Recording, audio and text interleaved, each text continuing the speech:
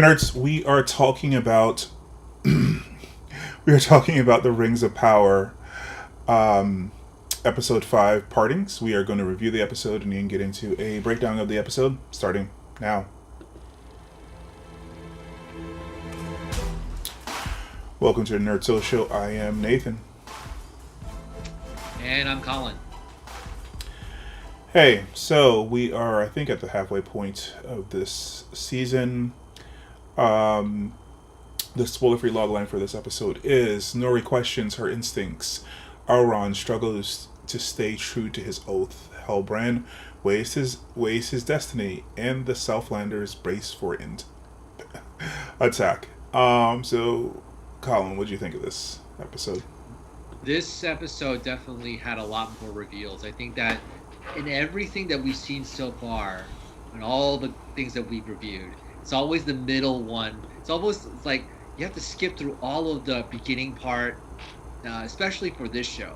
Almost like you have to skip through everything, and then just like say previously, because previously in the last 4 episodes they did this in less than 2 minutes, where they like reviewed like what happened. And to be honest, you probably could have just watched those 2 minutes and then got most of what you wanted to get out of the 4 episodes. And then now you're going into episode 5. Now you're starting to get a little bit more of a quickened pace in terms of the story. And there's definitely some really cool developments that are happening. And now maybe we're going to start paying attention to it more as we move on to episodes 6, 7, and 8.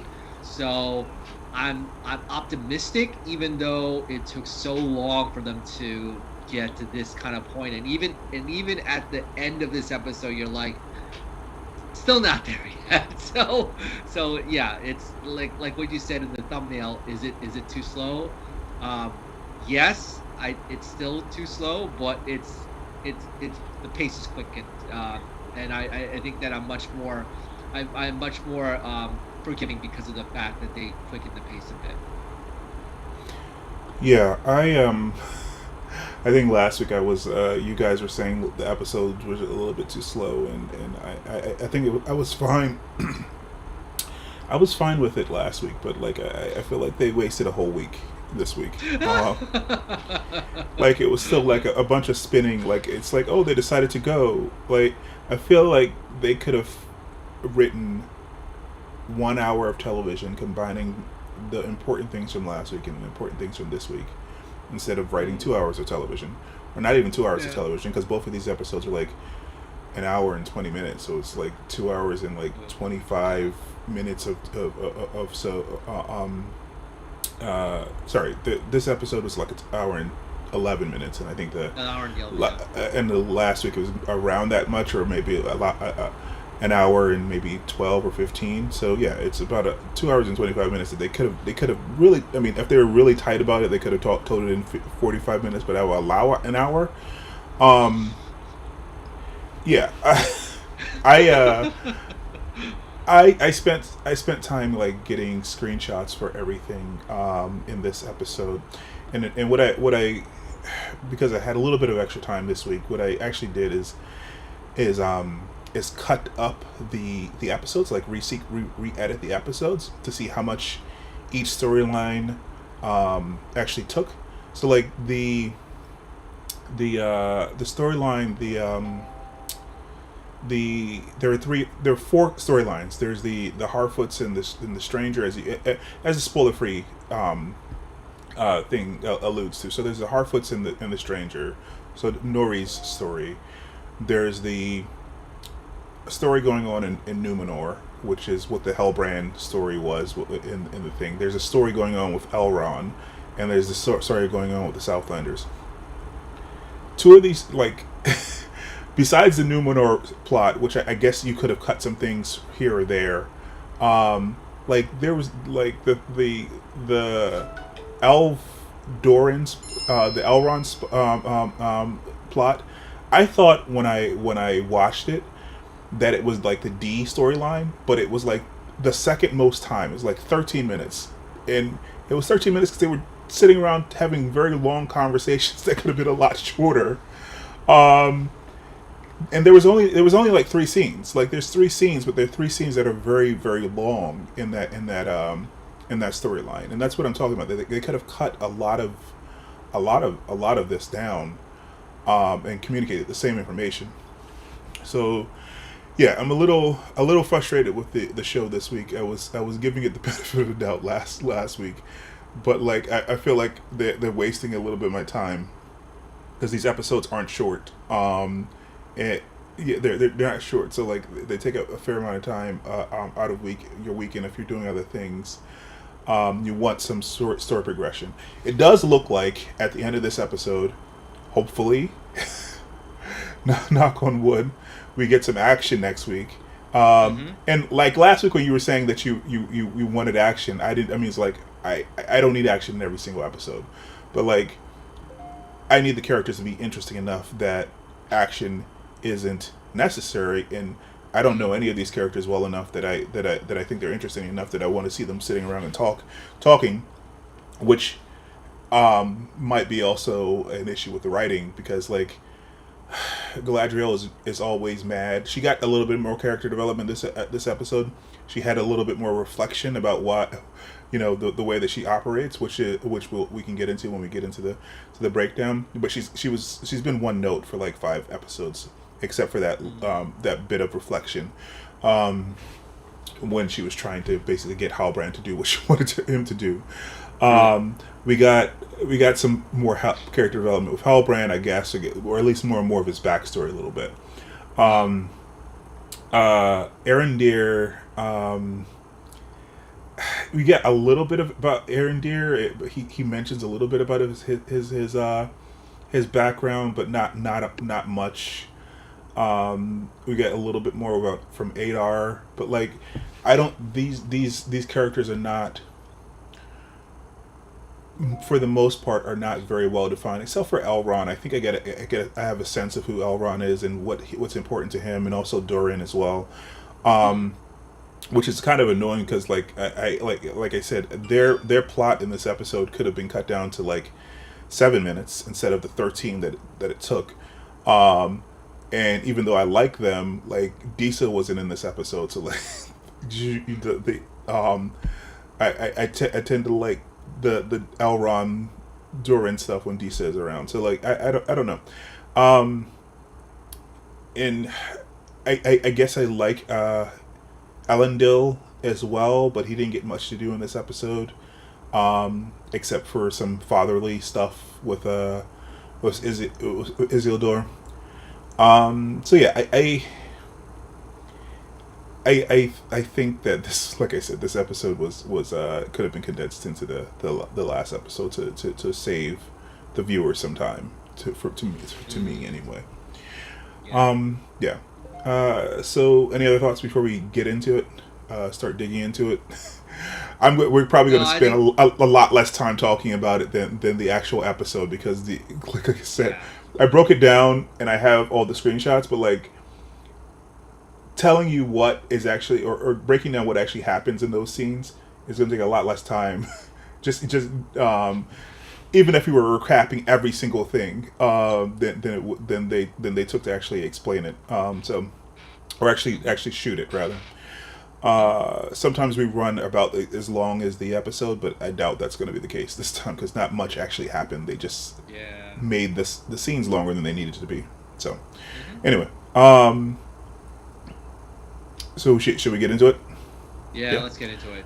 All right. So, if you're enjoying the conversation, or if you're just commiserating with our complaining, share, like, subscribe so you can get more like this. We really appreciate it. All right, spoilers ahead.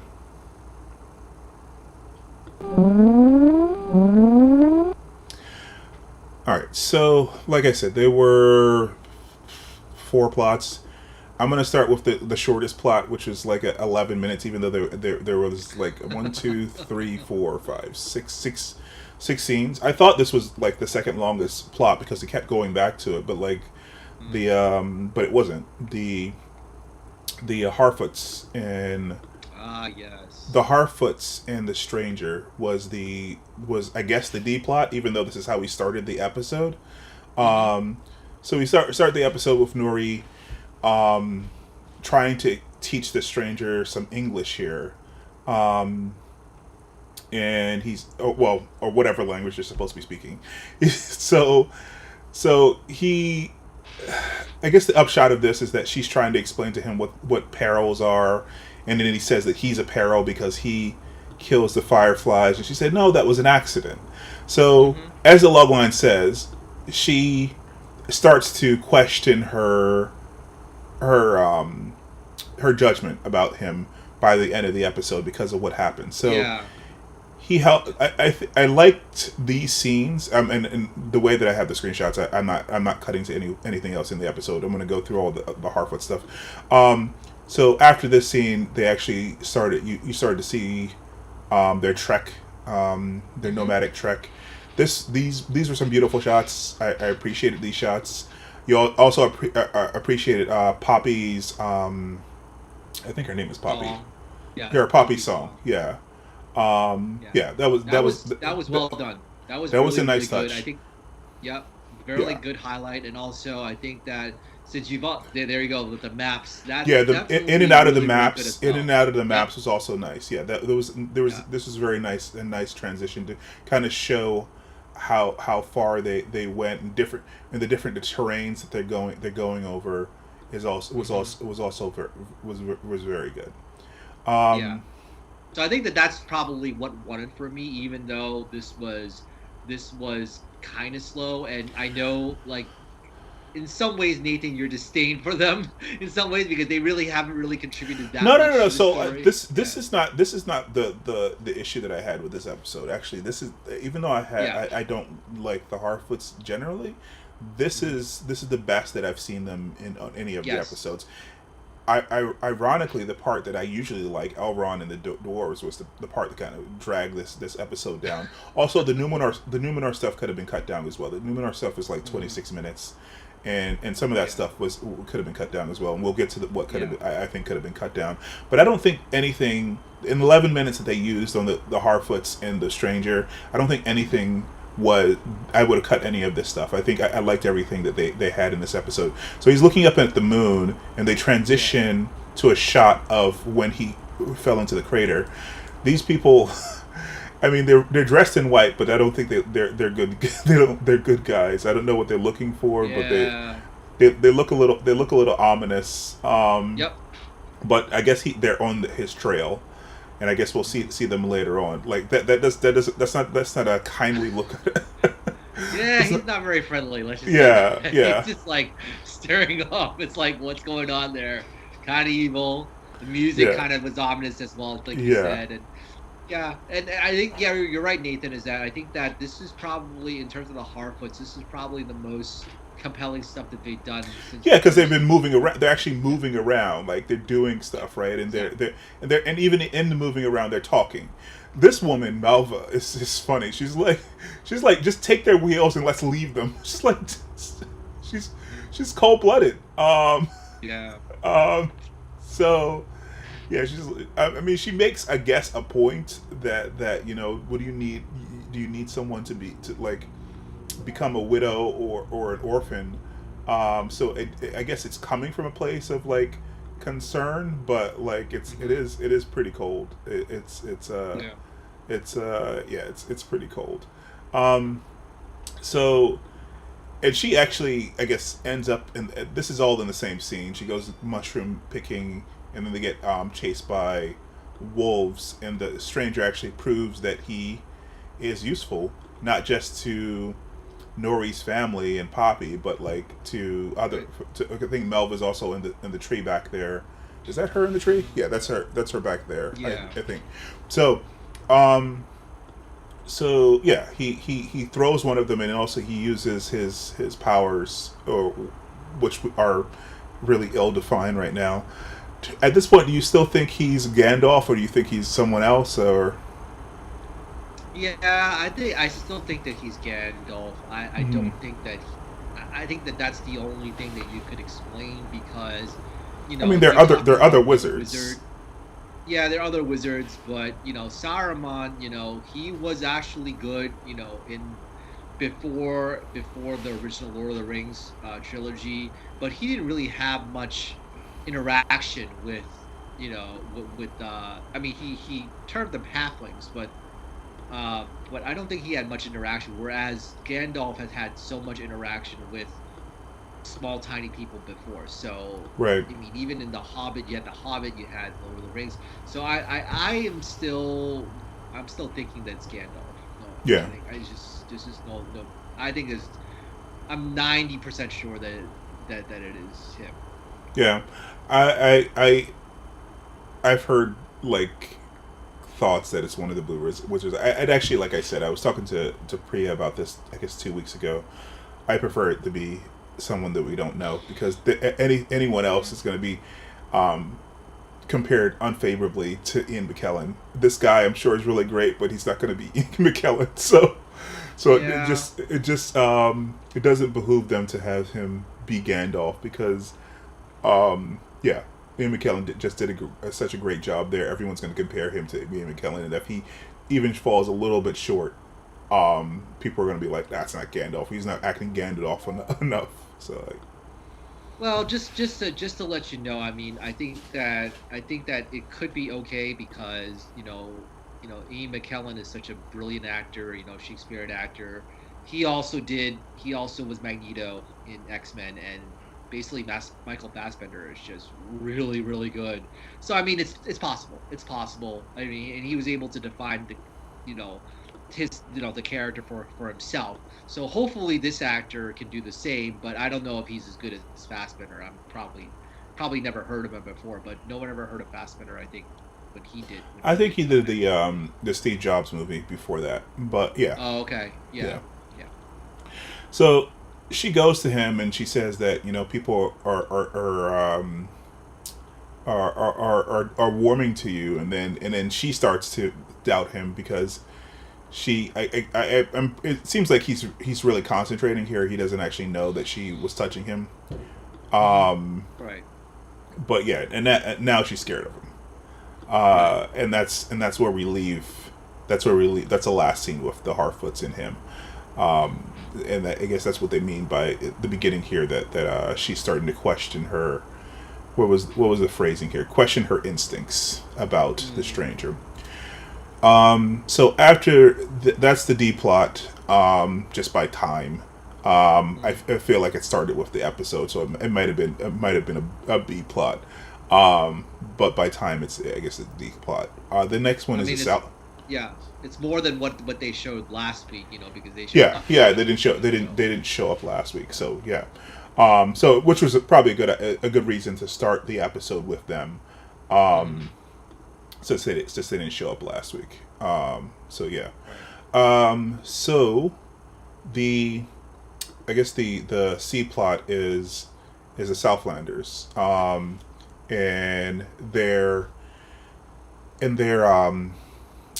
back and forth, or they're impending siege by Adar. So the first scene that we actually get is Adar, regarding the sun, and he's in the sun, and he feels the sun on his face, and he has this orc put his hand out, which immediately starts to boil. Um, and I think he mentions that he's gonna miss the sun. So Yeah. whatever plans he has is probably related to um, Mount Doom, like exploding. That that there's like an ash cloud Hmm. above Mordor. So I don't know. There Then we go to the tower, and Barrowin tries to rally the people to fight. Hmm. Um, she tells them about the deal. Basically, if they evacuate, they'll be spared. And of course, this is the Sauron lover basically turns half of the people into ditching the tower to go and pay tribute. And this guy, this annoying kid, The kid that ran. That's his son. That's his son, No, sorry. not him, but the not Not the Theo. kid, who abandoned him. I'm trying to. I know I Oh, have gotcha. I know I have the screenshot on him. I was trying to find the guy's name, not Theo. Not, what is his name? Rowan. So this is, yeah, the Rowan. He goes. And he immediately regrets it when he gets there because Oh yeah, I remember. yeah, Yes. yeah. So yeah, he regrets it when he gets there because they go. This is actually the scene that was intercut with Halbrand talking. So they Hmm. go and they try to play tribute, and he basically says the wrong thing. He calls him Sauron, and this is obviously not Sauron, and he doesn't like being called Sauron. Um, so he does something sadistic, and he makes him kill Rowan, and he does because he's a coward. We've already established he'd do anything to stay alive. So he kills his boy. I assume they do it off camera, but that's Yeah. what I think that's what happens to them. And then Ender gives Theo some lessons and also explains why he's not um, leaving them, which I guess was a nice little scene. I feel like this could have been cut down a little bit as well. um, Well, he could have uh, just said like, "You love my mom, right? Is that yeah, why?" yeah, It's like if he was smart. If he was a smart aleck about it, he could have said that. But yeah, he actually did not say that. So yeah. So yeah. he tells him. Theo tells him about the sword. He shows him the sword, and then Hmm. Arondir says, I've seen this before. I guess this tower that they're inhabiting used to belong to the men who sided with Sauron, because this carving. Otherwise, why would this carving be here? Hmm. Um, so he thinks it's a key. He doesn't know what it does, but he's pretty sure that Adar wants it, and Adar Hmm. knows Adar knows that Theo has it. Um, Right. so yeah, so she gives up at this point, Oh and yeah. That's a she's really like, weird turn. well, I think she's trying to protect her son. Like now that it's not generally like all the people who are going to get attacked. Like it's like they're coming specifically for this key and her Hmm. son. And she's like, I don't know. This is our destiny. This is humans' destiny. Where the only way we can survive is in the dark. Which is bleak, but that's sort of the last we hear of her, and then we see them marching Hmm. towards the tower. So yeah, everything is being set up for. It's basically, the two towers, Yep. yeah. So like everyone's like in in this tower, and they're under siege, and I think the Numenorians are going to be the cavalry that comes in and helps them out. So they'll put up a fight, and then they'll be rescued by the Numenorians. We'll see, because the Numenorians, when we get to that story, they were going to leave with 500. It looks like they only left with 300. So that might change the outcome of things.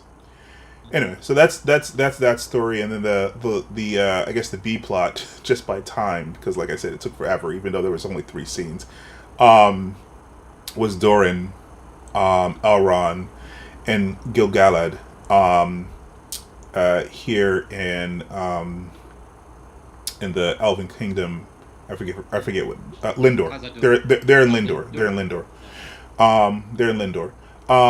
So Gil-galad is obviously probing Durin for ant questions, and then Durin says something about the stone being very sacred to to their people, Hmm. used only in special ceremonies. So he's very clever. He's Doran here. He's and he said when we found out later on, he just wanted to. He lied. He just wanted the table, for Disa, which is a funny thing. But yeah, after this conversation, Aron confronts him and says, "You lied to me. It seems like you wanted the mithril. You knew about it." And then they recount this story about the elf and the tree and the Balrog. So yeah, this visual looked nice, but I mean, I feel like this explanation was a little overlong.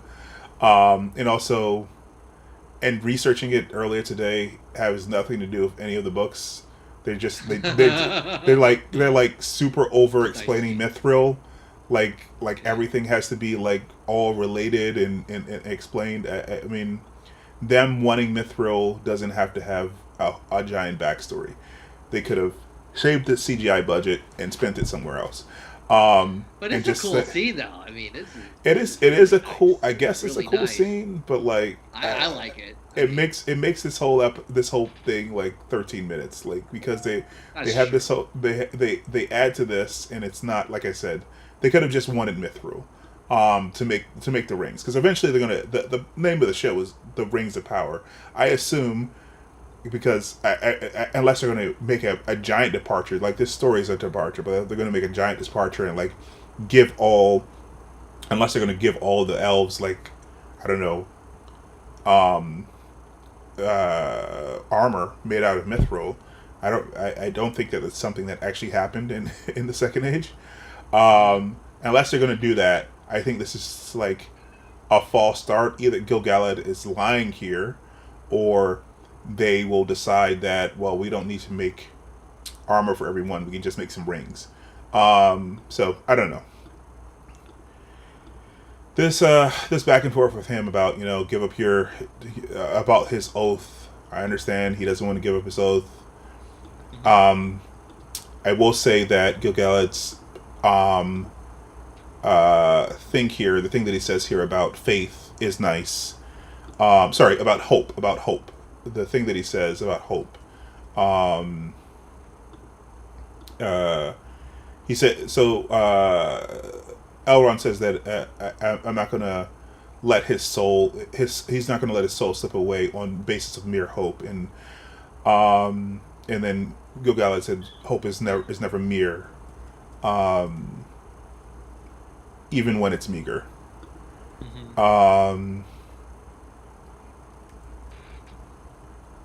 When all other senses sleep, the eye of hope is the first to awaken and the last to shut.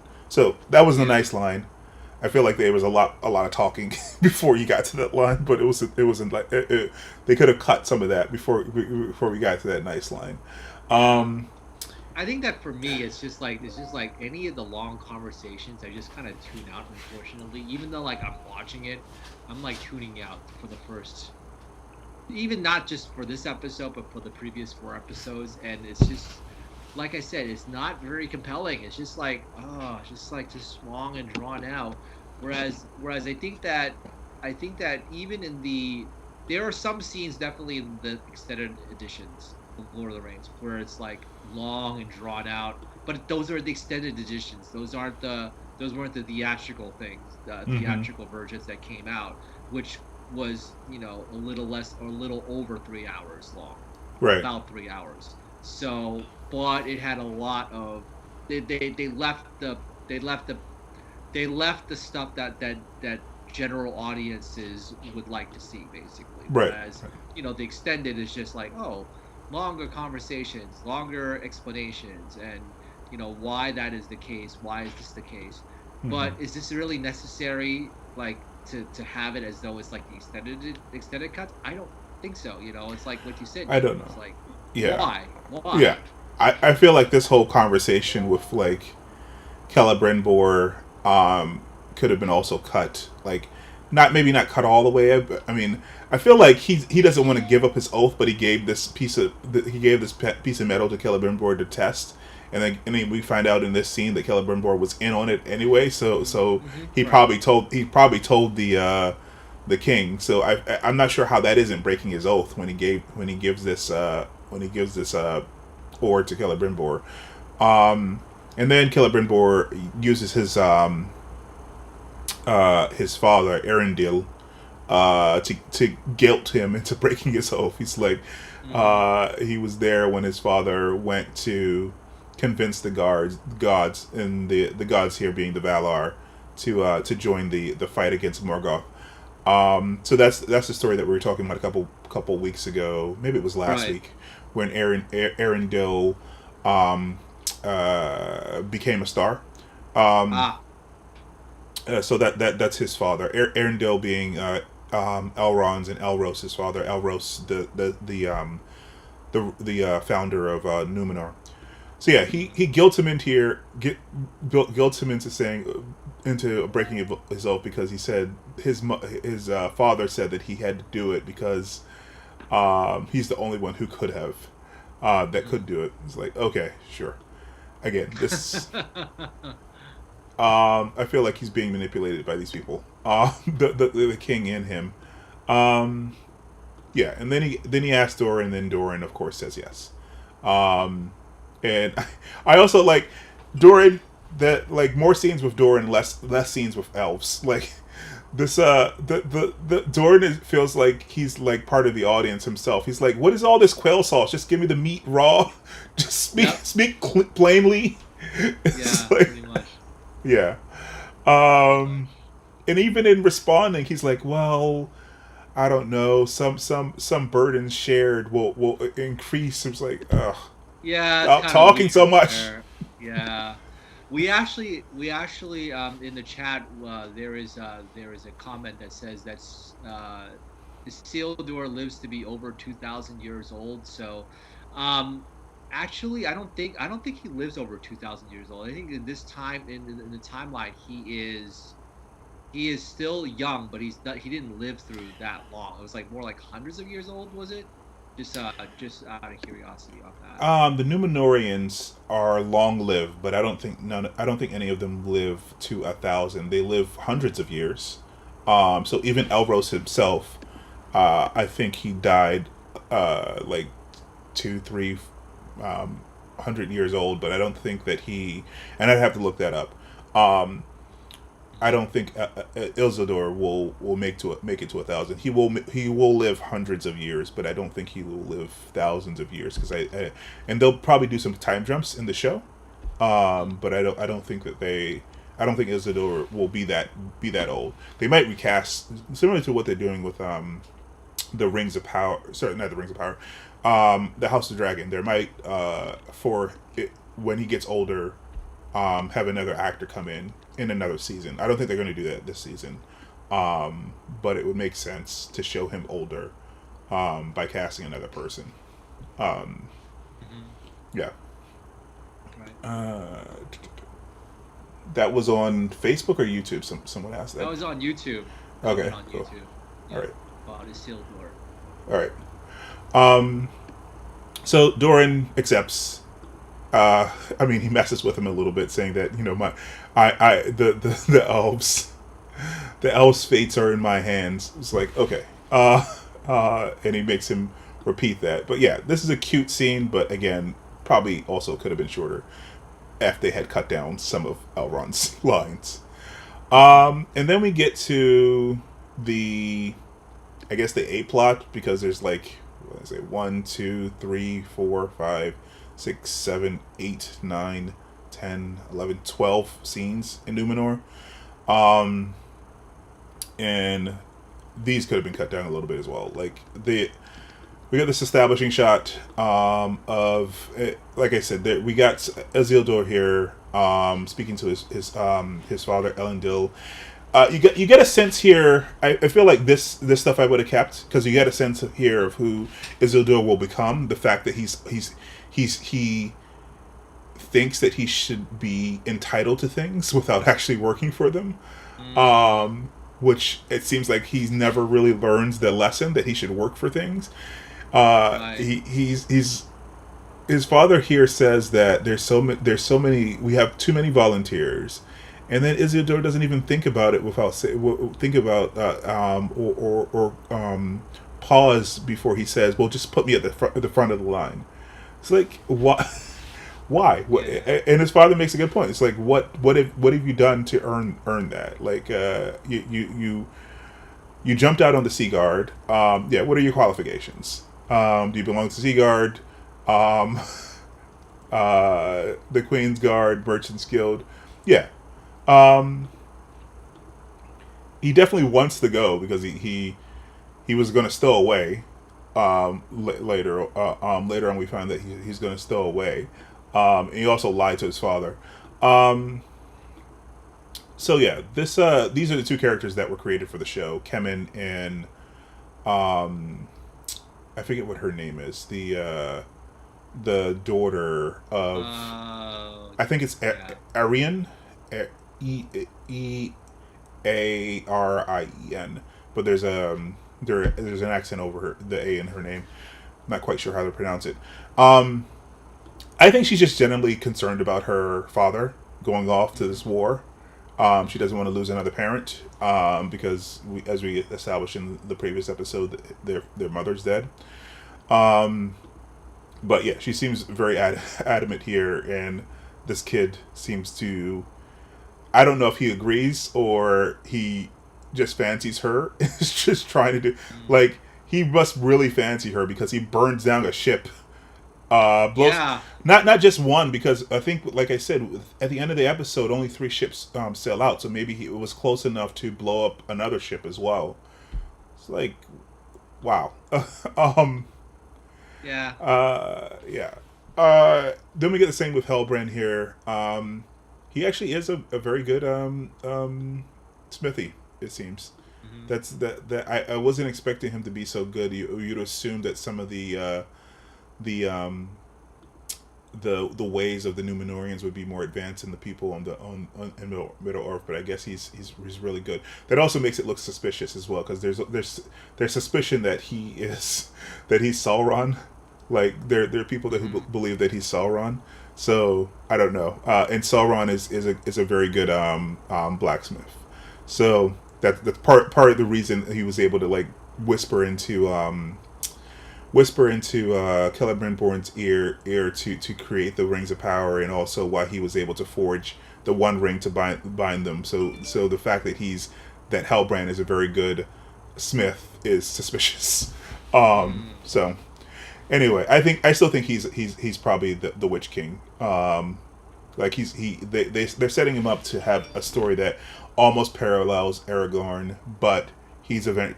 I think eventually gonna fall from grace, unfortunately, because the ring will corrupt him. One of the rings that are forged will corrupt him.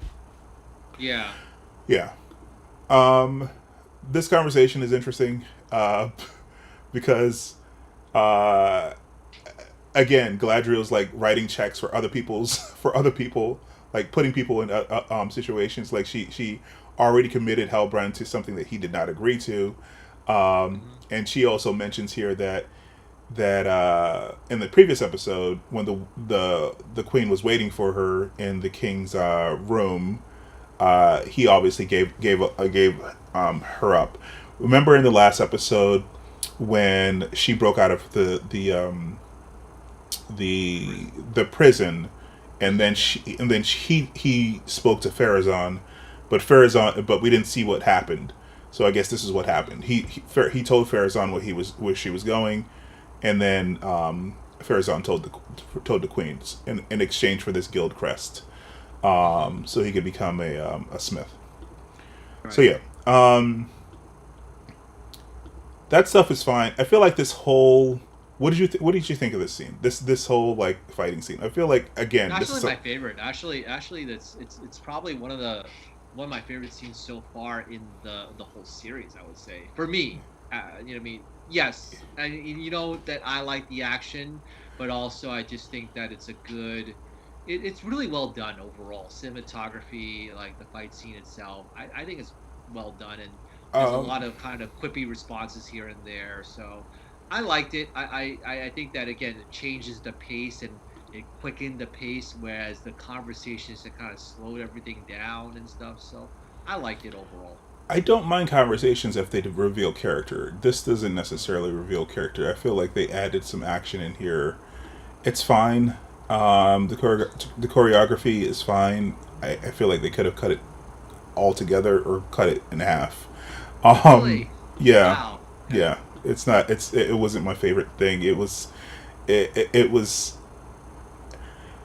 It was something added in, which is a long. Which was I don't know. I don't remember. I didn't time this specifically, but it's delaying our ability to actually get to the real battle when we're actually fighting people that we're gonna Okay. kill. So like we can assume that that they're fighters, or that if she did this on the battlefield, and they were in armor, and the next scene was them actually fighting orcs, fine, and it was shorter because like I said, this could have been cut in half. Um, but yeah, it wasn't. It was fine for me, but yeah, I think it could have been shorter. Um, Okay. so this conversation with his father was also interesting. Um, so I think we talked about Farazan and where he's headed.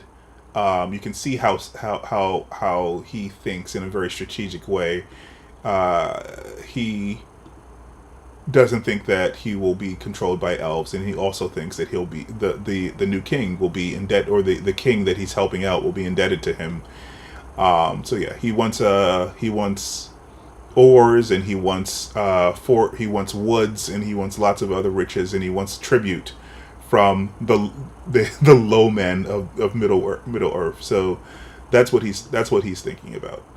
Um, and without spoiling too much from the books, this is sort of the relationship that Numenor has with Middle Earth, or the humans of Middle Earth, and then some resentment starts to fester in the men of Middle Earth because they look down upon them. So that's I guess this is the beginning of that. So yeah, this is her father, and her father basically says not to go. Um, again, Mm, uh, Palantir, Tari Palantir. I think his name is very similar to the Palantiri. You know, the ones that you can watch, you can look through yep. and talk. So he has these visions, and he says to her that all she'll see is dark. All should be met with is darkness, and I assume here he's talking about Mordor and like the eruption. Um, so let's see here. His this is the again Isildur trying to get on the ship through his friend. Hmm. Right. Um, and his friend Valendil, which we talked about last week. Valendil is the name of Isildur's son in the future, which, Mm. again, might mean that this guy is going to be a lifelong friend, or this guy is going to die in the next battle, and he's going to feel Right. guilty. He's going to feel guilty and name his child after his friend here. Hmm. Um, so, and again, his friend makes a good point. He doesn't seem to want to stick with anything. So why would he stick out? Why would he even for his friend, his best friend? He says here, why would he put his name um, attach his name to his? So and yeah, I appreciate. While I don't like all the character development, I do appreciate what they're doing with Isildur to kind of show you from a young age he is the way that he is, and obviously he's not going to learn much over the course of years, which is why he won't get rid of the ring when he should get rid of the ring, the one ring. Um, yeah, and this is the scene with them both being idiots. Isildur stowing away and Kemen blowing up the ship. They vouch for each other, which is why Isildur gets on the ship. So yeah. Hmm. Um, I think this is yeah, this is them Kind of giving doubting. her second thoughts. Yeah. Second Yeah, thoughts. doubting of She, second yeah. thoughts. So this is the one the little bit of character development that I said that Galadriel has had since the beginning. She's just been one note for the entire show, but she Hmm. here says that she thinks that there was a mutiny against her, and her best friend um, and her best friend conspired with the king to get rid of her because they at some point couldn't tell the difference between the evil that she was fighting and her.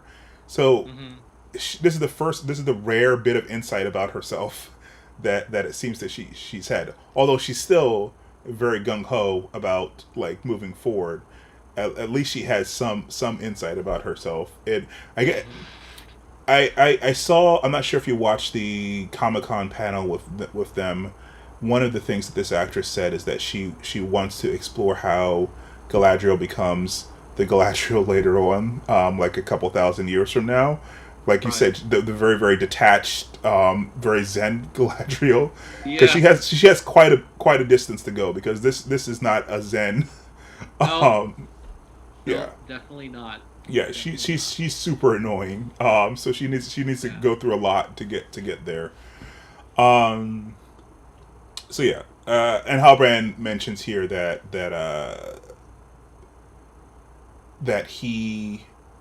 Galadriel won't like him, or his people won't like him, given what he's done. So I guess there's another shoe to drop. I guess we'll find out what he did. Although